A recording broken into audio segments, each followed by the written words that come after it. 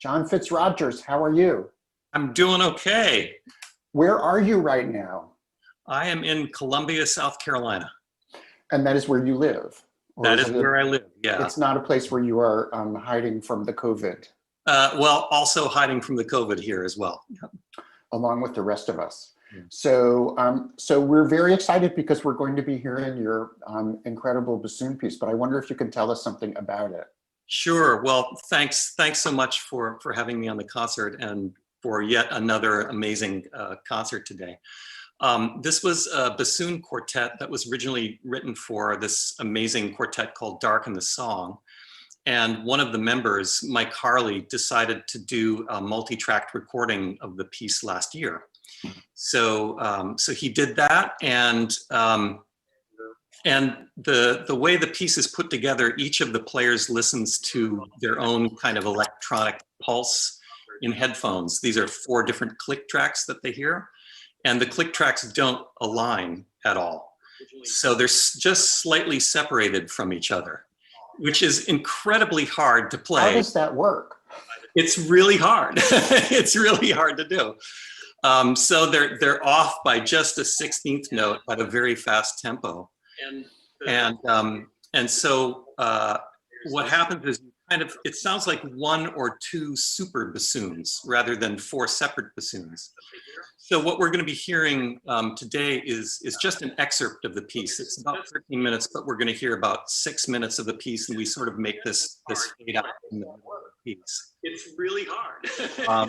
How long is the full piece when you hear the whole thing? It's about 13 minutes is the whole piece. But I just want to say a shout out to Mike Harley, and just an incredible, remarkable musician, and also to Jeff Francis, who did the audio as well, the recording, as well as is doing the audio today. And we're only getting an excerpt of this piece because 13 minutes for one player is just too mind-blowing for him? And it would no, I think it's just for the confines of this program, having something a little shorter, but it is definitely a challenge. And you know, the piece, I think somehow the piece is really appropriate to this time in a way, because the technology allows the players to create a kind of music that would not be possible without these click tracks, yet they never actually play a note together. All floor players never play a note together until the very last note of the piece. Wow. So in a way, the technology is also kind of keeping them separate too. It's also sort of, it sounds like a big math problem also. It was a huge math problem. It was, and they're not always playing in the same meter at the same time, and they've got different kinds of layers of rhythms going on top of each other. And it just takes extraordinary rhythm precision on the part of the musicians to do this. And again, Mike is just amazing. Thanks so much, John. I was watching you, but somehow my video, I lost connection. Jody brought me back in, but I could hear everything you're saying, and so thrilled to have this piece on. Thank you so much. I know we were chatting during the sound check saying that we're all dedicated to the bassoon.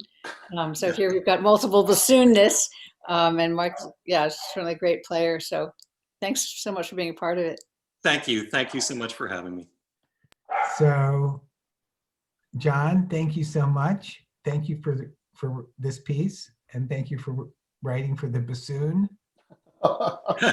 It doesn't, it's no stretch to write for the bassoon. And thank you again for the opportunity and for doing all these wonderful concerts. It's just great to watch and listen.